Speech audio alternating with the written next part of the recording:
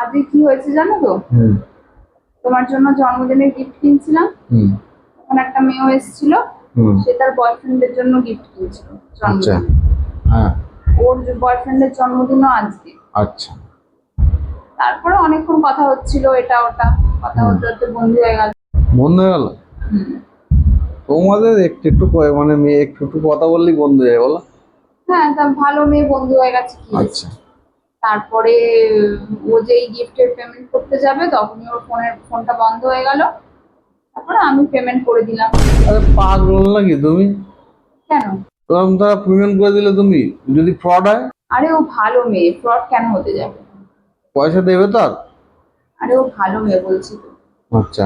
এই দেখো ওরই ফোন আসছে। হ্যাঁ সুস্মিতা বলো। সুস্মিতা? হ্যাঁ। কিরম দেখতে, কিরকম? আরে ফর্সা করে, ও ঠোঁটের উপর একটা তিলও আছে। আমার গার্লফ্রেন্ড নয় তো সুস্মিতা? হ্যাঁ বলো।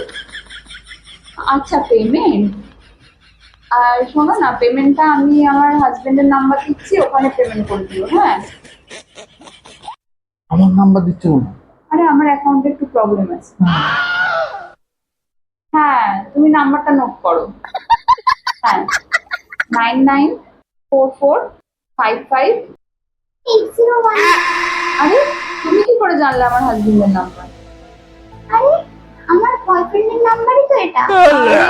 মিল দেখো, তোমার বয়ফ্রেন্ড আর আমার হাজবেন্ডের নাম্বার সেম পুরো। আরে এই নাম্বারে তো সন্দীপ নাম দেখাচ্ছে।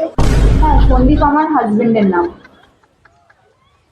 আরে আমার বয়ফ্রেন্ডের নামও তো সন্দীপ। আরে কি মিল! হ্যাঁ অনেক মিল। বলো তো, তুমি এটা বলো, তুমি কি তোমার বয়ফ্রেন্ডকে গিফট দিয়ে দিয়েছো? बच गया साला।